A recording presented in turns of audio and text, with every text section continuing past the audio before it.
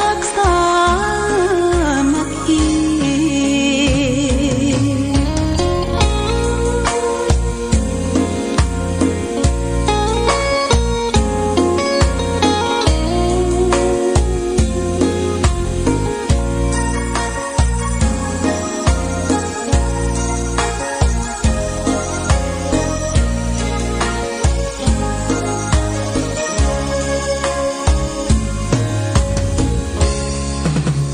เป็นวัดร้างโบราณสืบสาน2524พระมหาราชครูเกษราปัญญาปรมาติกาจารย์จากวัดดับภัยเชียงใหม่สืบสานเวลาผ่าน131 ปีนานไกลวัดพระบาทอุดมรุ่งเรืองงามตาเจ้าน้อยบุญธาวงศาข้าหลวงปวงเชียงใหม่ปกครองหัวเมืองฟ้าทุ่มเทแรงกายแรงใจทุกชาติพันธุ์รวมใจรักษามัคคี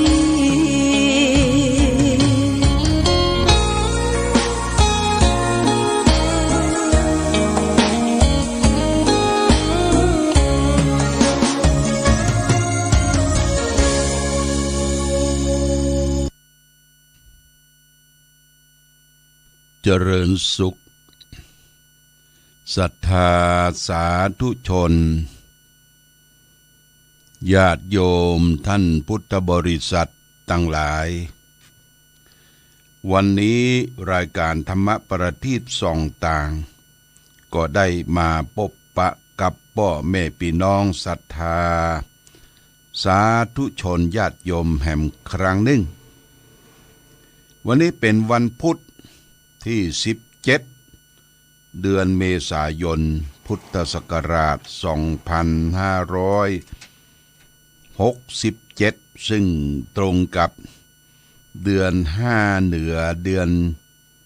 อน5ใต้เดือน7เหนือขึ้นเก้าค่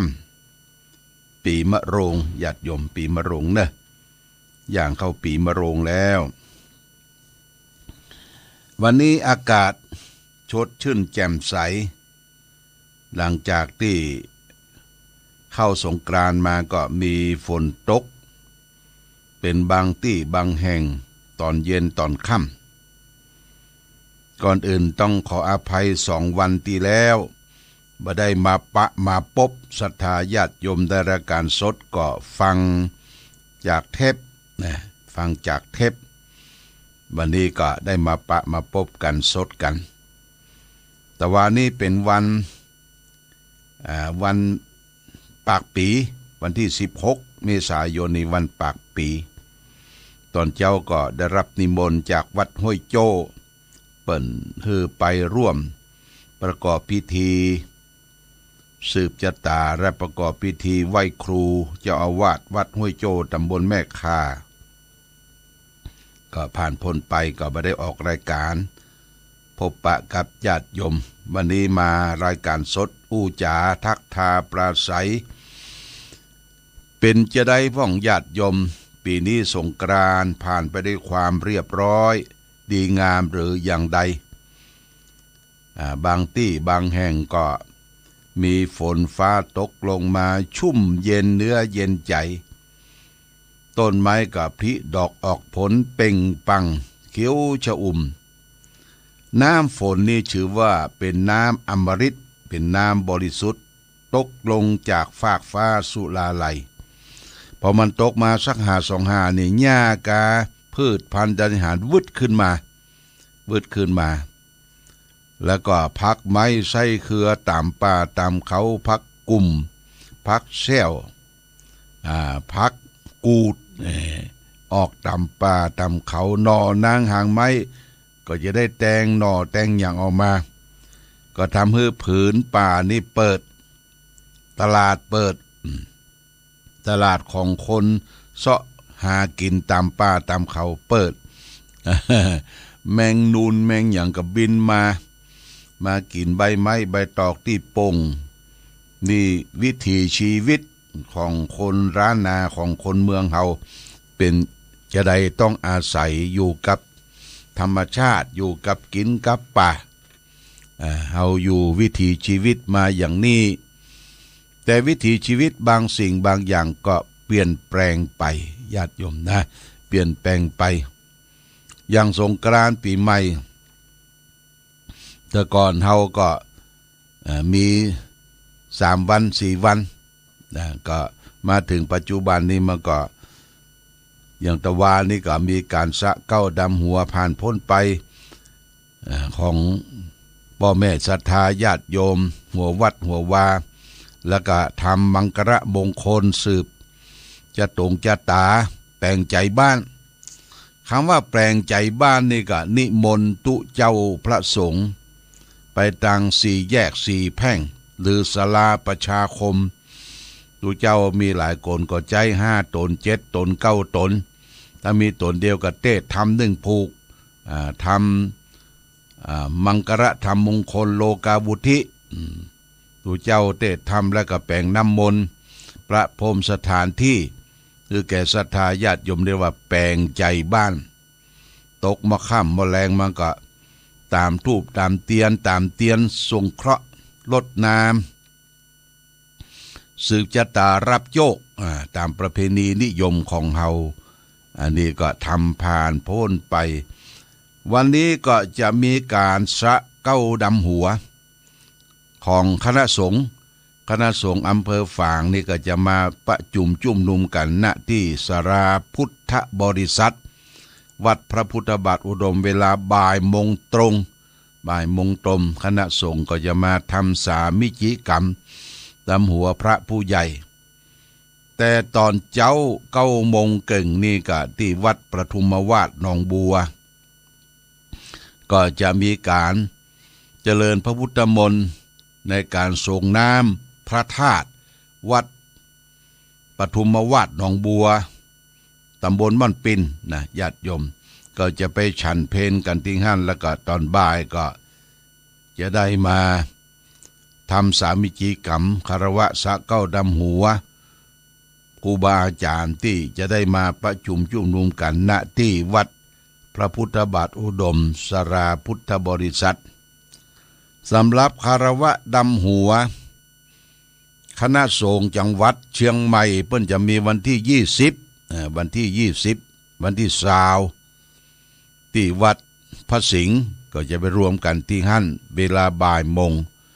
ก่อนอื่นนั้นเฮาก็พี่น้องศรัทธาคลื่นสีขาวพี่น้องชมรมผู้ปฏิบัติธรรมประจำวันเสาร์ก็จะมาดำหัวกันจุกันที่วัดพระพุทธบาทอุดมเวลา9 โมงตรงเป๊ะเนอะ9 โมงตรงเป๊ะสะเก้าดำหัวครูบาอาจารย์ผู้เฒ่าผู้แก่แล้วอาตมาก็จะได้เดินทางเข้าเชียงใหม่นอนเชียงใหม่วันที่20วันที่21จะได้สืบชะตาหลวงที่วัดป่าแพ่งวันที่22ตอนเจ้า6 โมงจะได้บินไปที่วัดพระธรรมกายกรุงเทพแล้วก็กลับตอนเย็น1 ทุ่มของวันที่22แล้วก็กลับรวดมาถึงบ้านเฮาก็ประมาณพวก4 ทุ่ม 5 ทุ่มอันนี้ก็แจ้งญาติโยมท่านสาธุชนในช่วงวันที่20 21 22บ่ได้อยู่วัดนะบ่ได้อยู่วัดวาอารามกะปีนี้มันฟ้าฝนตกลงมาอย่างดีญาติโยมบ่มีลมแรงแต่ประการใดทำให้เราอยู่รอดปลอดภัยจากฟ้าจากลมจากฝนแต่ฝนก็ตกลงมาทุกแรงทุกแรงแต่ว่าเว้นแต่ว่าเนี่ยบ่มีนะแต่ตั้งนอกฝนเล็กเนอะญาติโยม ตั้งนอกนี่ฝนเล็กลงสู่กันต่างประเทศอิหร่านแปลงโดรนแปลงระเบิดมาถล่มอิสราเอลประเทศอิหร่านแก้แค้นอิสราเอลประเทศตะวันออกกลางนะประมาณ300 ลูกโดนเป็นเรื่องระเบิดบรรทุกระเบิดมาแต่อิสราเอลกับสหรัฐอเมริกาอังกฤษเพิ่งก็ช่วยอิสราเอลเป็นพันธมิตรกันบ่ฮือตกอยู่ในท้องถิ่นแต่ตกเป็นบางลูกเพิ่งก็สกัดไว้บนฟ้าอันนี้ฝนเล็ก ค่าศึกเกิดขึ้นที่ตะวันออกกลางนี่ญาติโยมนะแล้วก็ทางยุโรปยุโรปก็ยูเครนกับคู่ชกก็คือรัสเซียนี่เป็นประเทศใหญ่ประเทศใหญ่ก็ทำศึกกับยูเครนก็ขอร้องนานาประเทศยุโรปพันธมิตรว่าขอได้ส่งช่วยยุทโธปกรณ์ต่อสู้กับประเทศมหาอำนาจถ้าครุบยูเครนได้เนี่ยยุโรปทั้งหลายทั้งปวงมันก็จะง่ายขึ้นเนี่ยจะแพ้อำนาจไปเนี่ยคนเฮาก็ยังบ้าอำนาจอยู่นะในสงครามแล้วก็ที่ประเทศใกล้บ้านเฮากับประเทศเมียนมาเมียวดีนี่อยู่ตรงข้ามกับตำบลสายรวดอำเภอตำบลสายรวดจังหวัดตากอำเภอแม่สอดที่สะพานข้ามที่1ที่2นี่ตั้งนอกเปิ้นฮบกันทหารกะเหรี่ยงนี่เปิ้นยึดได้เมียวดีนะทหารพม่าก็จะยึดครองยึดแดนก็ต่อสู้กันบ่มีที่จะสงบสุขได้มาดูประเทศไทยเฮาก็มีหยังประเทศไทยเฮาเป็นเมืองพุทธนับถือพระพุทธศาสนาแต่มีอย่างเดียวก็คือคนกินยาบ้ากินยาหยังก็ทำให้ประสาทร้อนฆ่าพ่อฆ่าแม่เอาพ่อไปฝังบางทีก็ฆ่าพ่อฆ่าแม่กดคอเปิ้นเอาหัวไปไว้ที่ข้างศพส่วนมากจะหลอนนะญาติโยมจะเป็นภาพหลอนว่าคนนั่นคนนี้จะมาเนี่ยมาทำหันพ่อหันแม่เป็นศัตรูเป็นคนอื่นไปเหียนี่หวาดระแวงกันไปทั่วอันนี้อย่างเดียวคือระวังพิษของสุรายาเมายาบ้ายาเสพติดคือโทษก็ขอร้องรัฐบาลปัจจุบันว่าดูแลพี่น้องประชาชนเรื่องของยาเสพติดคือโทษ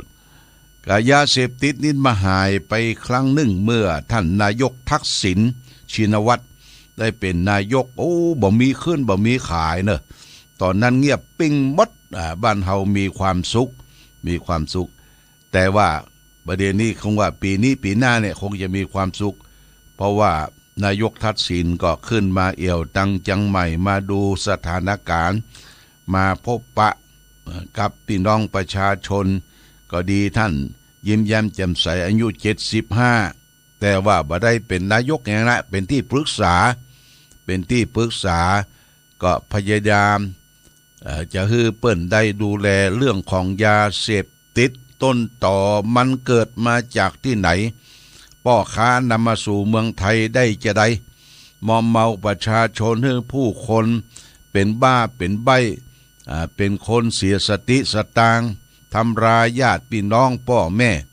อันนี้ภัยพิษของยาเสพติดสำหรับคนที่หันประโยชน์ส่วนตัวมีกินมีใช้มีเดินในสังคมได้แต่หารู้ไหมว่าคนอยู่สภาพติดยาเสพติดเนี่ยมันหมดสภาพของความเป็นคนนะญาติโยมนะอันนี้ก็ช่วยกันสอดส่องดูแลพ่อกอยเฮาจะอยู่อย่างปกติสุขก็ต้องปลอดด้วยอบายมุขต่างๆนี่ฝากไว้วันนี้ได้มาพบญาติโยมท่านสาธุชนทั้งหลายวันนี้จะเอาเรื่องปียะธรรมกถาปียะเนี่ยแปลว่าทำอันงามนะปียะเนี่ยอย่างพระบาทสมเด็จพระเจ้าอยู่หัวปียะมหาราชเนี่ยปียะรัชกาลที่5เนี่ยเป็นปียะเป็นมหาราชเป็นที่ฮักของปวงชนชาวไทยไปที่ไหนก็เปิ้นฮักเปิ้นเทิดทูนสถาบันกษัตริย์รัชกาลที่5ปียะมหาราชวันปียะวันที่23ตุลาคมนะญาติโยมทุกปีนี่ปียะธรรมกถาว่าด้วยธรรมอันท้ายเป็นคนที่รักเฮาจะเป็นคนที่รักแก่คนอื่นนั่นพระพุทธเจ้าได้ตัดไว้ในพระไตรปิฎกเล่มที่20หน้า773นะตัดว่าเทวเมภิกขเวธัมมากะตะเมอาชวันจะมัทวันจะ ดูก่อนภิกษุทั้งหลายทำ2 ประการอย่างนี้คืออะไรทำ2 ประการอย่างคืออาชวะ1มัทวะ1อาชวะคือความซื่อตรงมัทวะคือความอ่อนโยนทำ2 ประการเนี่ยเป็นที่รักแก่คนและเทวดาทั้งหลายที่ได้พบเห็นคบค้าสมาคมอยู่ร่วมกันก็จะได้อธิบายญาติโยมท่านสาธุชนทั้งหลายได้รับทราบรับฟังอาชวะความซื่อตรงความซื่อตรงนี่ญาติโยมซื่อกินไม่หมดคดกินหมดเล็กงอของอเล็กงอใจเป็นเขียวของอใจเกาะเกี่ยวดึงกิ่งไม้ดึงอย่างต่างๆแต่คนคดคนงอใช้การไม่ได้เลขขอใช้เป็นเขียวคดคนคดอย่างเดียวใช้การไม่ได้บ่ซื่อตรงความบ่ซื่อตรงนี่ญาติโยมเป็นเหตุปัจจัยสร้างความเดือดร้อนคือแก่ตนเองคนอื่นครอบครัวเริ่มต้นตั้งแต่ครอบครัวก่อนครอบครัวอยู่ด้วยกันมาแต่งงานอยู่ด้วยกันด้วยความซื่อตรงด้วยความสัตย์ซื่อมั่นเหมาะเป็นหลักเป็นฐานด้วยกันมีพยานทั้งฝ่ายพ่อฝ่ายแม่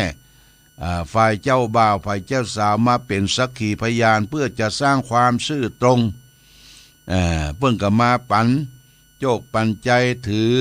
ยอดทองกระบองยอดเพชรเวลาแต่งงานเนี่ยเพื่อจะสอนให้มีความซื่อตรงผัว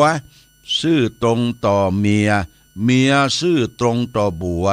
บ่รับการบังใบแต่ประการใดถ้าบ่ซื่อตรงนี่นะผัวไปยะการยะงานตะลอนไปถึงเมืองนอกเมืองนาโอ้เมียอยู่ตั้งหลังเล่นจู้สู่นางทำให้เกิดทงหัวบ่ซื่อตรงต่อกรรมเนี่ยความเป็นคนงามก็บ่มีละบ่เป็นที่น่ารักแก่คนทั้งหลายนี่เป็นการข้อที่1คือความซื่อตรงซื่อสัตย์ต่อหน้าที่การงานต่อเพื่อนต่อฝูงต่อการคบค้าสมาคมอยู่ร่วมกันมัทวะอาชวะคือความซื่อตรงนี่เป็นที่ฮักนะญาติโยมความซื่อตรงเนี่ย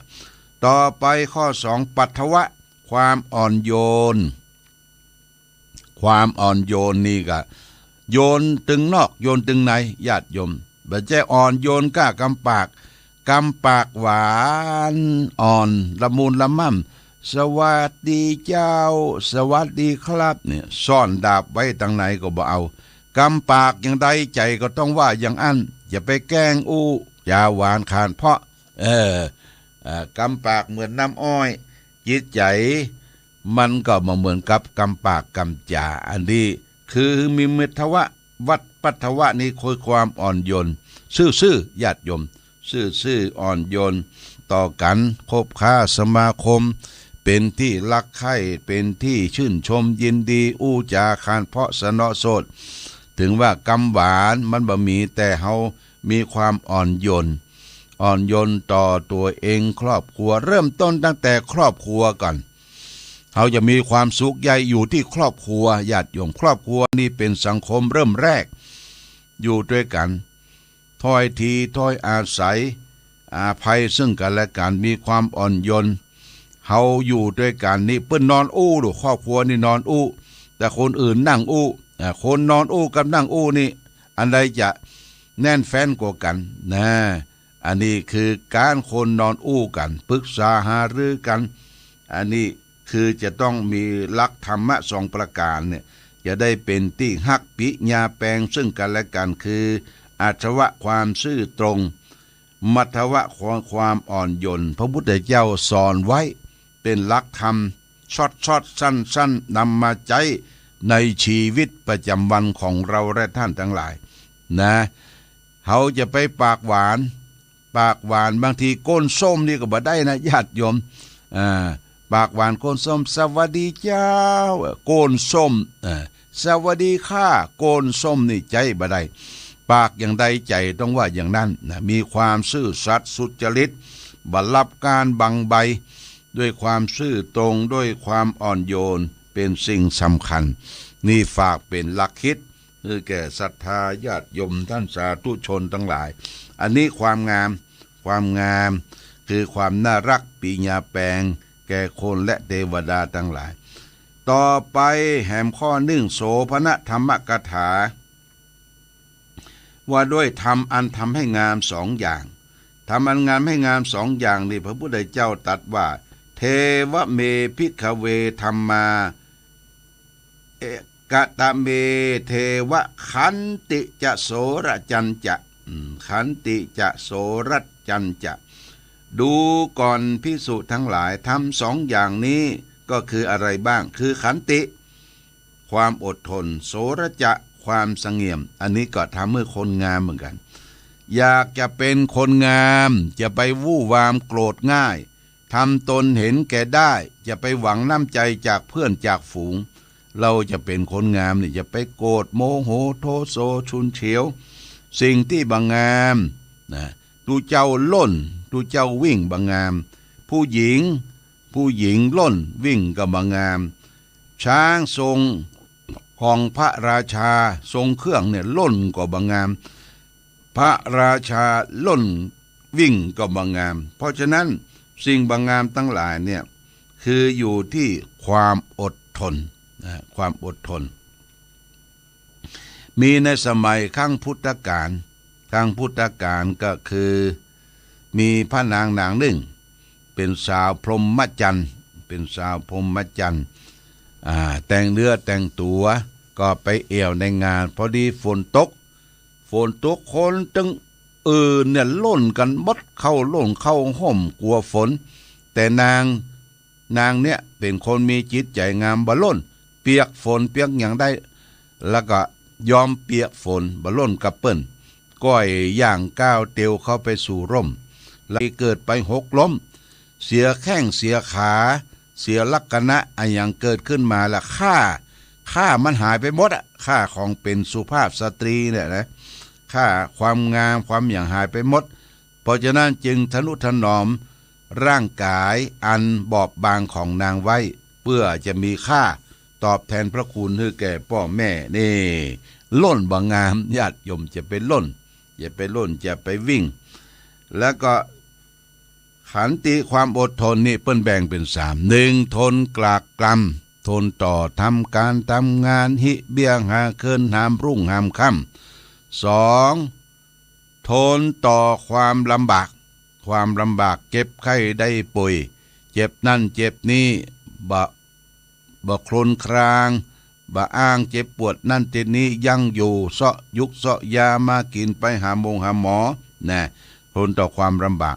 3สุดท้ายทนต่อความเจ็บใจความเจ็บใจนี่จัดว่าเป็นขันติโดยแท้ไผว่าซิดว่ากายว่าอันอย่างที่มันบ่ถูกใจเขาก็ทนอดรนมีธรรมะมีการข่มจิตเอาไว้อย่าไปแสดงออกมา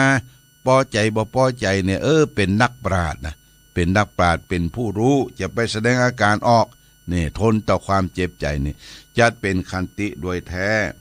แล้วนอกจากนั้นทำที่เป็นให้เกิดความรักเฮิมงามให้แก่คนอื่นโสรจะคือความเสงี่ยมเจียมตนเจียมตัวอยู่ในฐานะเช่นใดคือเจียมตนเจียมตัวรู้จักที่ต่ำที่สูงรู้จักที่ต่ำที่สูงรู้จักสัมมาคารวะอย่างเช่นเฮาไปวัดวาอารามนี่ญาติโยมไปวัดวาอารามวัดเป็นสถานที่เคารพแต่เจ้าได้ยินข่าวไอเล็กกิษดาข่าวจากสถานีวิทยุของฝั่งชนูปถัมภ์เปิ้นบอกว่าที่จังหวัดลพบุรีมีวัดหนึ่งจัดงานที่วัดแล้วก็เอาโคโยตี้ว่าญาติโยมโคโยตี้มาเต้นเปิดเพลงดังเต้นข้างอุโบสถข้างวิหารแล้วก็เต้นนุ่งกิ้มนุ่งหยังนุ่งน้อยห่มน้อยบางทีสวงอกหน้าอกนี่บ่นุ่งแล้วเอาอย่างมาแปะหัวให้น้อย แล้วคนกึมวะกึมวะคนที่กึมวะกึมวะก็คือคนขี้เหล้าเมายาทั้งนั้นน่ะนะ